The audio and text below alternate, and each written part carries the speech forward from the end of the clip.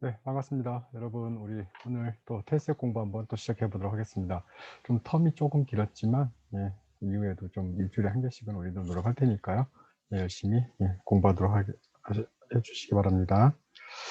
자, 우선 오늘 배울 내용을 잠깐 보도록 할게요. 오늘은 크게 6가지인데요. 예, 가격 차별, price discrimination이라고 하죠. 예, 그리고 이제 고령화 사회. 이제 고령화 사회가 가끔 문제가 나와요. 왜냐하면 이제 사회 이슈적인 문제이기 때문에 이제 예, 주요 이제 키포인트가 어떤 것인지 알려드리도록 하고요. 다음에 뭐 대중의 지혜, 독점 기업, 그다음에 물가 폭등, 짐바브웨라는 나라가 있었죠. 그 이제 상세작용, 우리가 보통 이제 트레이드 오프라고 하는데 그 내용에 대해서 한 번씩 보도록 하겠습니다. 자, 첫 번째 문제예요. 가격 차별에 대한 다음 사례 중 성격이 다른 것을 우리 한번 써볼까요? 자, price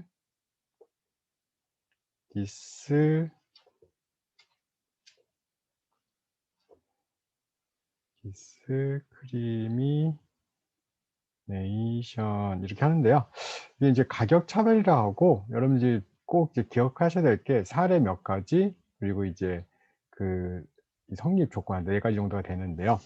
자, 그럼 가장 대표적인 게 그러니까 가격 차별이라는 게 뭐냐면 동일한 재화를 날짜에 따라서 요일에 따라서 뭐 시간에 따라서 사람에 따라서 가격을 달리 받는 거예요. 이게 이제 이 주 목적은 소비자를 위한 건 아니고요. 누구를 위한 거냐면 기업을 위한 거예요. 그러니까 지불 용이, 그러니까 많이 내겠다는 사람한테는 많이 받고요.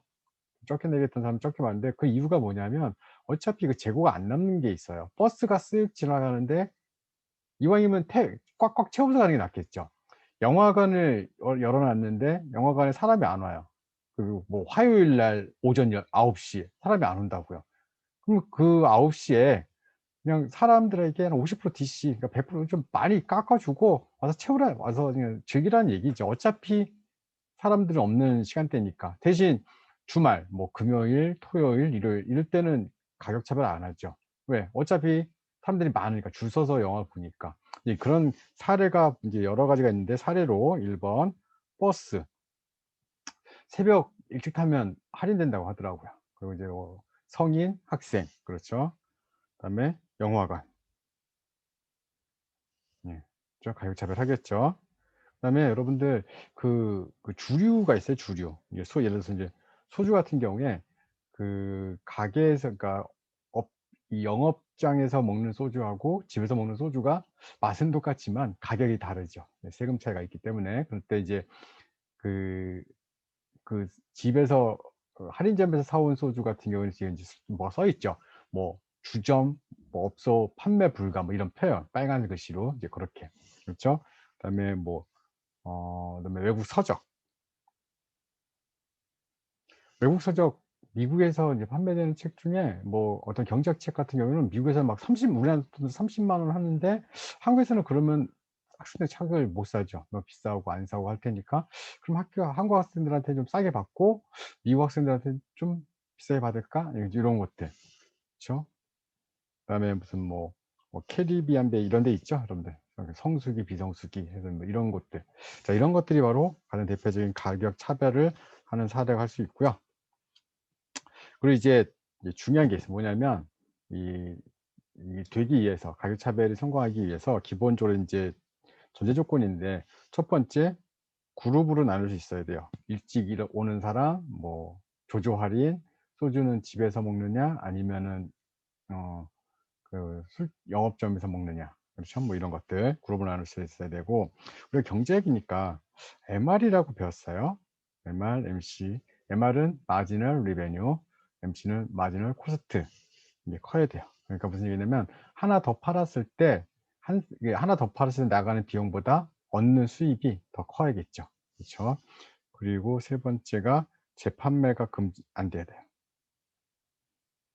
싸게 사서 회사가 얻어야 될 이익을 개인이 착복한다? 네, 그건 안 된다는 거죠. 그래서 여러분들 아까 얘기했듯이 소주 같은 경우에는 그죠, 라벨, 뭐 체계도 라벨, 뭐 이렇게. 그렇죠. 그리고 잠재 고객, 이 품부, 향후 이 재화를 이제 사용해 주는 그런 소비자들이 많은, 시장. 그러니까 한마디로 그러니까 써본 사람이 쓴다는 얘기죠. 먹어본 사람이 먹고. 그래서 한번 기회를 주고, 그러니까 시용 한번 시도할 수 있는 그 기회를 준다는 의미에서 잠재곡이 풍부하다. 이제 이렇게 4개 정도 여러분들이 기억하시면 되고요. 자, 그러면 이제 문제 한번 볼게요. 가격 차별과 관련된 다음 사례 중에서 성격이 다른 것은 보시면, 자, 이거죠. 메뉴가 같지만 점심에는 싼 가격에 판다. 왜? 어차피 점심에 사람들 많이 안 오니까. 그래서 여러분 뭐 점심 특선 이런 거 있죠. 그렇죠? 자, 프로야구 입장권을 군인들에게 할인한다. 어차피 군인 안 들어오면 그 자리가 많이 남잖아요. 어차피 빈 의자인데 군인 앉혀주는 게 좋죠. 그룹은 나눌 수 있나? 나눌 수 있죠. 군인들은 뭘 입고 오니까. 그렇죠. 군복 입고 오니까, 아, 군인이군요. 그럼 뭐 30% DC 해주겠습니다. 이렇게 할 수 있는 거죠. 자, 자동차 회사가 동일 차종을 국내와 해외에서 다른 가격으로 판매한다. 똑같은 자동차를 뭐 국내, 해외 가격을 달리 받는 거죠. 그리고 극장에서 조조 할인한다. 이것도 여러분들 영화 내용 같을까요, 다를까요? 네, 똑같아요. 뭐 조조 할인이라고 막 어벤져스 주인공이 하늘을 안 날아다니고 그런 건 아니죠. 그렇죠? 내용은 똑같고요. 그런데 중요한 게 있어요. 항공사에서 퍼스트 비즈니스 이코노미, 얘는 서비스가 다른 거잖아요. 그렇죠? 퍼스트 클래스가 훨씬 서비스가 좋겠죠. 대신 가격이 그만큼 월등히 높다. 이거는 가격 차별이 아니죠. 서비스 차이에 따른 가격의 차별이, 그러니까 가격 차별이 아니라 가격에 이제 정당한 그 가격을 부여했다고 볼 수 있기 때문에, 자, 그래서 답은 5번이라고 딱 이렇게 체크하시고, 이것들을 자꾸 이게 왜 가격 차별을 할까? 아, 기업이 어차피 재고 안 남는, 옷을 사라지니까 최대한 수익을 많이 얻기 위해서 하는 거구나. 그래서 연결되는 게 아마 여러분들 수율 관리라고 하죠. 재고 남지 않는 재화에 대해서, 그럼 그때 남게 하지. 그러니까 어차피 사라질 재화니까 싸게 주죠. 그렇죠? 자, 그런 내용으로 가격 차별을 공부하시면 되고요. 자, 좀 빨리 보겠습니다. 두 번째 이제 고령화인데요. 여기서 이제 여러분들 이제 공부하실 게, 자, 고령화 이제 그 인구 비율 중에서 65세 인구가 7%, 14%, 20%에 도달하게 되면, 자, 7%, 65세 인구가 전체 인구의 7%에 도달하게 되면 고령화 사회다 그래요. 고령화 사회. 14%에 도달하게 되면 고령 사회라고 하고요. 20%에 도달하게 되면 초고령 사회라고 해요. 초고령 사회. 자, 7, 14, 20, 고령화, 고령, 초고령. 그리고 이제 이슈가 되는 문제가 바로 뭐냐면 복지 비용. 그렇죠. 그다음에 그 부양비. 그러니까 과거에는 뭐 노인 한 명을 뭐 30명이 뭐 부양을 했다면, 지금은 아이도 적고 젊은 층도 사라지고 이 고령화된 이 세대가 많기 때문에 막 7명, 6명, 4명이 부양해도 훨씬 더 이제 부담이 커지는 거죠. 거기에 플러스 정부가 이 의료비, 그다음에 복지 비용들이 막대하게 들어가기 때문에 이 지금 고령화 문제가 가장 큰 사회적 이슈가 되고 있겠죠. 자, 한번 보겠습니다. 뭐 다 읽을 필요 없어요. 그렇죠? 뭐 고령화, 초고령 간다고 한다. 자, 고령화 사회에 진입했다는 것은 7% 이상, 그렇죠? 맞고요. 7% 이상. 65세 인구가 14%면은 초고령인가요? 고령인가요? 고령이죠. 나 빠져야겠죠. 자, 고령화 지수가 높을수록 전문층이 부양에 대한 부담이 커질 거고요. 급속한 고령화는 정부 재정 악화. 자, 나이차별법, 뭐 연령, 이건 우선 내용은 잘 몰라도 되고요. 느낌이 나이차별 금지 법안, 연령차별 제한법 다 그래서 고령화를 대비하는 그런 그죠 법률이라고 볼 수가 있겠죠. 그래서 답은 나만 빠지면 되겠죠. 나만 빠지면 가다라마. 그렇죠. 그래서 4번 이렇게 이제 체크하시면 될 것 같고요. 그러니까 여러분들이 요건 꼭 기억하셔야 됩니다. 7, 14, 20 고령화, 고령, 초고령. 그다음에 정부의 그 재정 압박이 심해진다. 그다음에 젊은 사람들의 세대가 부양 이 부담이 커진다. 그 정도까지 여러분들이 공부하시면 될 것 같아요. 자, 세 번째, 이 대중의 지혜라는 표현이 나오는데, 이 대중의 지혜라는 게 뭐냐면 뭐 사람들이 합의하는 게 아니라 나중에 보니까 이게 왜 이게 이런 결과가 나왔지? 그럼 많은 사람들이 그런 선택을 했다는 거예요. 자, 1번 이상한 증시 움직임도 지나고 보면 당시의 경제 상황을 잘 설명해 준다. 그러니까 나 혼자 선택하는 게 아니라 여러 사람들이 합의해서 한 게 아니라 이게 내가 생각했을 때 가장 나은 선택이라고 했는데 그것도 이제 모이는 거죠. 그런데 여러분들 우리가 뭐 위키피디아 그다음에 네이버의 뭐 지식인 자꾸 물어보면서 자꾸 쌓이죠. 그렇죠? 그런 정보들이. 그래서 거기 2번 보시면 집회에 참여에 결정하지 않고 집회에 참여하게 되면 어떤 말 잘하는 사람이 "여러분 합시다." 그러면은 휩쓸려 가는 거예요. 그럼 이거는 대주의제가 아니죠. 그냥 한마디로 집에서 자신의 의견을 그래서 뭐 나쁜 악플 쓰라는 얘기가 아니고요. 자신의 의견을 막 하는데 이런 것들이 자꾸자꾸 쌓이다 보면 진짜 어떻게 보면 그렇죠? 이런 지혜들이 이제 모아진다는 그런 내용이라고 할 수 있겠죠. 자, 경매 시장도 마찬가지죠. 경매 시장도 뭐 사람들이 협의해서 하는 게 아니죠. 쓱 눈치를 보는 거야. '아 저 자동차 얼마나 해야 되지? 저 집 얼마나 할까? 저 아파트?' 사람들이 다 고민하고 저기 위치가 어디고 언제 건축했고 지금 현재 부동산 시장이 이걸 다 고민해서 쫙 그렇죠. 딱 선택했을 때 너무 여러분 보세요. 내가 진짜 가고 싶으면 1억 짜리 집도 10억 쓰면 돼요. 그런데 남들 다 1억 쓸 때 10억 쓰면 될까요 안 될까요? 그럼 할 필요가 없는 거죠. 최 그러니까 남한테 뺏기지 않으면서 내가 선택을 받으면서 가장 그러니까 2 위보다 10 원만 더 쓰면 되는 거예요. 2 위보다 10 원만. 그러니까 얼마나 머리를 많이 쓰고 얼마나 고민을 많이 하겠어요. 이런 부분들. 그렇죠?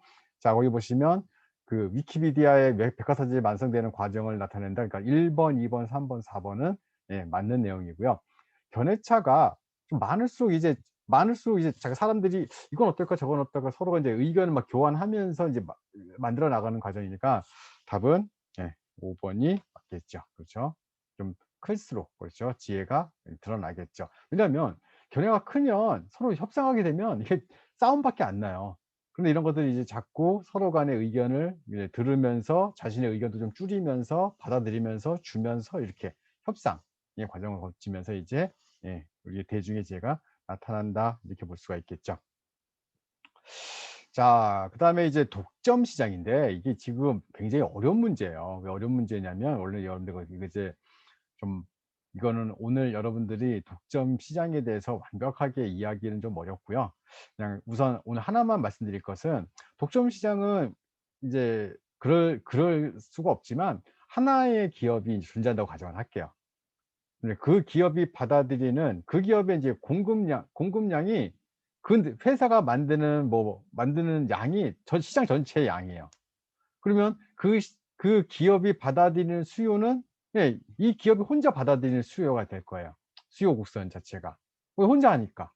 그랬을 때 그 수요 곡선과 한 개 그 수입 곡선 사이에 여러분들 이제 경제학을 아 우리 보통 이런 얘기를 하죠.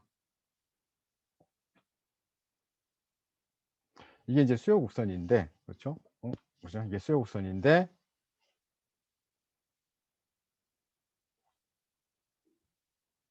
뭐 인제 이렇게 표현을 해요. MR이 수요 곡선 아래에 있다. 한마디로 비효율적인 게 많이 발생을 해요. 가격이 높고 그렇죠? 사회에서 이 요구하는 그 생산량보다 좀 적게 생산되는 이제 고런 면들이 있기 때문에 그래서 여러분들이 이제 요 부분은 이렇게 짧게 설명할 부분은 아니고요. 여러분들이 그 경제학 그렇죠? 교과서를 가지고 요 독점 부분, 과점 부분, 독점적 경쟁, 완전 경제 시장 요 네 파트 보통 이제 생산 요소 시장 하면서 이제 배우는 내용들인데 그 부분들을 여러분들이 따로 좀 공부를 하셔야 될 것 같아요. 그래서 여기서는 답을 찾는 게 중요한 게 아니라 이 이게 좀 옳지 않은 걸 찾는 것인데 옳은 것이 무엇인가 이 4 개를 아는 게 더 중요하다고 생각할 수가 있겠습니다. 자 거기 보시면 자 우선 답은 2 번이에요. 답은 2 번이야. 거기 보시면 자원 배분의 비효율성을 줄이기 위해 기업의 판매 단위당 일정한 세금을 부과할 필요가 있다. 세금 받으면 그대로 전가시켜요. 왜? 독점 기업이잖아요. 자기가 부담 안 한다고요. 그냥 그 가격에다 그냥 올려 버리는 거야. 그러면 어차피 세금 부과해 봐야 기업이 부담하지 않고 그렇죠? 소비자가 부담하기 때문에 독점의 폐해를 해결할 문제는 아니겠죠. 답은. 자 그래서 1 번. 제품의 시장 가격이 단위당 한 개의 생산비보다 높게 설정되어 자원 배분의 비효율성이 다 발생한다. 이게 맞는 거니까 그렇죠? 맞는 거니까 여러분들이 이 정도는 이제 결국 외우시는 게 우선 외우시고 나중에 '이게 무슨 얘기일까?' 그때 이제 또 공부하실 때 이해하도록 하시고요. 생산 비용보다 높게 한마디로 우리가 보통 이제 MR, MC 그다음에 그 P 뭐 이런 얘기 많이 하는데 가격이 원래 적정 가격보다 높아요. 독점이니까. 그렇죠? 그다음에 3 번 경쟁 시장에 비해 비용 절감 요인이 적어. 경쟁자가 없어요. 그러니까 비용을 줄일 이유가 없는 거야. 산출량이 높은 비용으로 생산하는 비효율성. 그러니까 '비싸게 만들면 비싸게 팔면 되지.' 이런 생각을 하고 있는 거죠. 나만 비싸고 내 경쟁자가 싸게 만들면 '어 나 안 되겠다. 나 뺏길 수 있으니까 나도 싸게 만들어야지.' 노력을 할 텐데 그럴 필요가 없는 거예요. 비싸면 어차피 가격 비싸게 받으면 되는 거니까요. 그런 생각들. 독점 이윤을 유지하기 위해 이 기업은 로비나 진위 장벽을 못 들어오게 하겠죠, 이 시장에. 그리고 막 정치권에 어디에 막 돈을 막 뿌리고 그렇죠. 막 규제 막 올리고 한단 말이에요. 이런 것들 어떻게 보면 소비 입장에서는 추가적 비용이 발생하게 되니까 부담을 다 기업이 한다, 소비자가 한다? 그렇죠. 다 소비자가 하는 거예요. 그러니까 이것도 비효율. 경쟁 상대가 없기 때문에 연구 개발 투자율이 적고 기술 혁신에 더디게 이루어지는 경향이 있다. 이런 것들을 어떻게 보면 1, 3, 4, 5 이 모든 것들이 다 독점의 폐해라고 할 수가 있겠죠. 여러분들 꼭 기억하시고요. 그래서 답은 되게 쉽게 찾을 수 있어요. 세금 이거 절대로 기업이 부담하지 않는다. 자 이런 문제 한번 나오면요. 이거 죽어요. 이거 딱 보니까 맥주 한 잔에 뭐 3,000 장을 내야 된다면 이게 지금 바로 그 짐바브웨 얘기죠. 그래서 막 그렇죠. 뭐 물가가 막 폭등했다는 얘기예요 지금. 2억% 그죠? 2억 번 인플레이션 2억% 계란이 뭐 1,000 장을 뭐 세무금을 내야 되고 한마디로 지금 물가가 어마어마하게 뛰었다. 그러면 이제 자 문제가 무엇인지 보도록 할게요. 자 그러면 자 이와 같은 물가 폭등 현상은 대부분 동일한 원인을 갖고 있고 경과도 비슷하게 진행된다. 자 다음 설명 중 틀린 것 그쵸? 틀린 것을 찾아. 틀린 것. 그렇죠? 싹 보시면 빨리 보세요 한번. 빨리 봅시다. 짜자자자자자 자 거기 보시면 자 이런 게 나와요. 액면 단위를 낮추는 걸 리디노미네이션 그죠? 디노미네이션이라고 해요. 디노미네이션.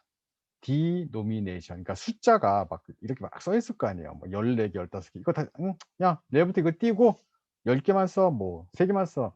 이걸 디노미네이션이라고 하는데 이건 의미가 없어요. 그다음 날 또 올라가는데 그럼 또 찍어내는 거야. 그렇죠? 그래서 뭐 그1조 달러 뭐 그렇죠? 10조 달러 뭐 10억 뭐 그냥 어마어마한 거죠 지금. 자 그러면 1 번부터 볼게요. 상품의 퇴장 현상이 나타나며 경제는 물물 이게 돈의 가치가 없어지는 거야. 물건이 안 나와 시장에. 돈 가치가 없어지고. 그냥 물물교환하는 거죠. "야 나 고등어 2마리인데 너 토끼가 있니? 바꾸자." 돈 가치가 인제 완전 사라지는 거죠. 정부가 재정 확대 정책을 장기간 지속했을 때도 이런 현상이 그렇죠? 나타난다. 그렇죠?